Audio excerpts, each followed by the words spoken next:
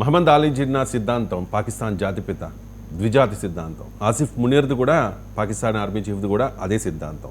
ఇప్పుడు పహల్గామ్ దాడికి ప్రతీకారంగా భారత్ చేపట్టిన ఆపరేషన్ పేరు సింధూర్, ఆపరేషన్ సింధూర్. సింధూర్ అంటే మరి చాలామంది చెప్తారు కదా, హిందుత్వాన్ని సూచిస్తుందా, అది కుంకుమ కదా అని చెప్పి. అంటే మునీర్ చెప్పిన ద్విజాతి సిద్ధాంతాన్ని మోదీ కూడా అంగీకరించినట్టుగానే భావించాలా? ఒకటండి, చాలా లోతైన ప్రశ్న. నేను ఒకటే అడుగుతున్నా.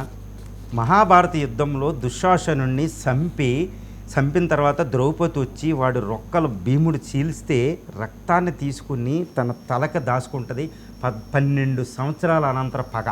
అంటే ఒక స్త్రీ జోలికి వస్తే కృష్ణుడు ప్రకటిస్తాడనమాట. ఒక స్త్రీ శీలం జోలికి, స్త్రీ మనస్తత్వం, స్త్రీ ఆత్మగౌరవాన్ని ఎవరైనా ఏదన్నా చేస్తే ఇదే మహాభారతం అని ప్రకటిస్తాడు ఆయన.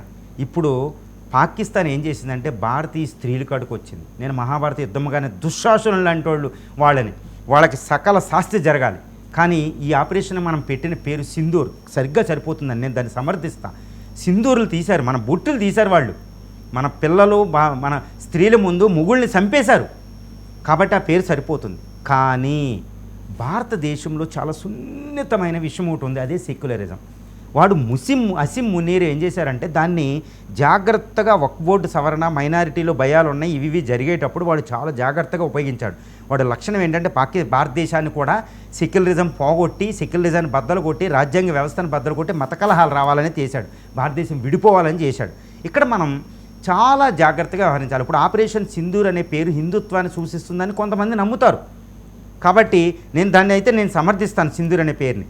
కానీ అక్కడ సింధూర్ అనేది హిందుత్వానికి ప్రతీక కాబట్టి హిందూ మతం, అటువైపు నేను ఇస్లాం మతం అంటే చెప్పుకోవడానికి వీలు దొరికేలాగా కాస్త ఉంది అనేది కొన్ని అపవాదులు వస్తున్నాయి మనం సరిపోయినా కానీ.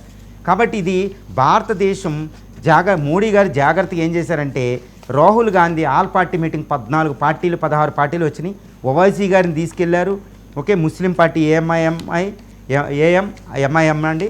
అటు ఏం చేశారు, అటు రాహుల్ గాంధీ గారు వచ్చారు. ఈ విధంగా కాంగ్రెస్ అన్ని పార్టీలు లౌకికత్వానికి ప్రతీకగా తీసుకెళ్లారు.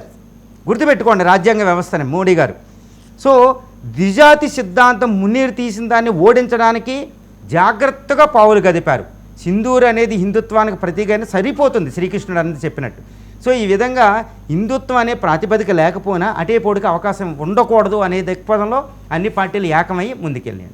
రైట్ అండి, థ్యాంక్ యూ సో మచ్ అండి ఎంజీ రావు గారు. ఈ డెవలప్మెంట్స్కి సంబంధించి చాలా డీటెయిల్డ్గా ఎక్స్ప్లెయిన్ చేసినందుకు.